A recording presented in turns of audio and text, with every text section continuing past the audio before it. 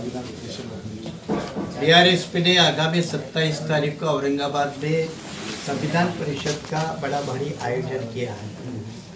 ऐसी 5 परिषद पूरे महाराष्ट्र में और 5 महाराष्ट्र के बाहर है। इनका मूल मकसद ये है कि जब देश आज़ादी के 75 साल का अमृत महोत्सव मना रहा है, तो इस अमृत महोत्सवी वर्ष में इस विषय पर सोच विचार भी होना चाहिए कि पिछले 75 साल में इस देश की सत्ता या सत्ता की बागडोर देश और राज्यों में किसके हाथ में रही है।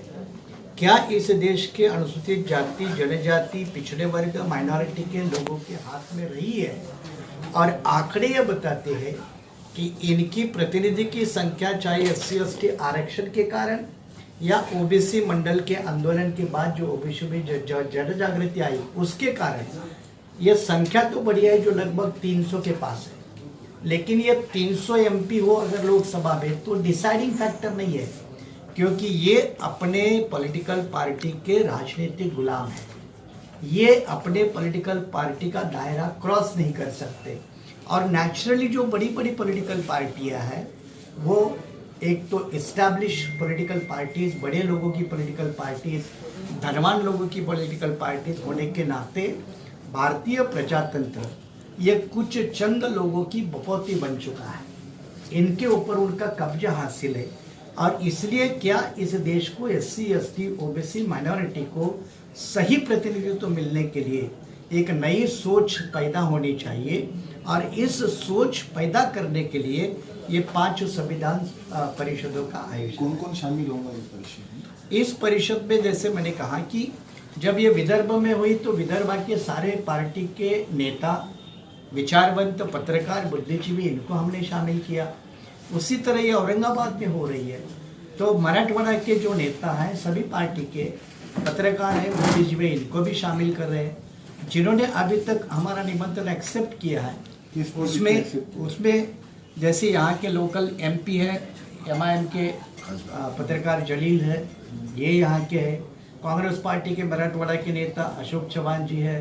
NCP की परभणी की member of parliament doctor Fauzia Khan है। कम्युनिस्ट पार्टी के नेता डॉक्टर भालचंद्र कांगो जी है। कांग्रेस पार्टी के दूसरे नेता डॉक्टर नितिन राउत है। या यहाँ के विधान परिषद में अभी नए चुने हुए नेता जो है वो दानवी जी है, डॉक्टर भागवत करार है। ये इस रीजन के NCP के डॉक्टर फौजिया खान है। तो ये सारे दलों के नेता और अम्बेडकरी विचारवंत में एक हमारे वाघमारे लातूर के हैं। तो ये संभाजी ब्रिगेड के प्रवीण गायकवाड़ है। तो ये अलग अलग राजनीतिक दल के, सामाजिक संगठन के, लेकिन अपने समाज में प्रभाव रखने वाले लोगों को इस परिषद के लिए बुलाया। बीजेपी के नेताओं को भी इनवाइट कर बीजेपी के नेताओं के भी मैंने कहा। आपको लगता है कि बीजेपी संविधान पे चल रही है? नहीं, बीजेपी, आपका मैं लास्ट टाइम इंटरव्यू किया था, आपने कहा था कि बीजेपी संविधान पे काम नहीं कर रही। बीजेपी संविधान पे काम नहीं कर रही है, ये बिल्कुल सही है। लेकिन बीजेपी ने जो पॉलिटिकल स्पेस इंडिया के पॉलिटिक्स में और भारतीय महाराष्ट्र के पॉलिटिक्स में ऑक्युपाई किए, तो उसको हम निगलेक्ट नहीं कर सकते ना, क्योंकि उनकी आज सरकारें कई राज्यों में है, केंद्र में, तो उनको निगलेक्ट करके कोई नया पॉलिटिकल एजेंडा डेवलप करना थोड़ा मुश्किल होता है। तो इसमें इनवाइट करने का मकसद आपका ये है कि आप उनको मैसेज देना चाहते हैं? बिल्कुल, संविधान पे आप काम करो। और अगर वो भी तैयार है तो वेलकम है ना। आपको लगता है ये कम से कम राजनीति के लिए तो होंगे।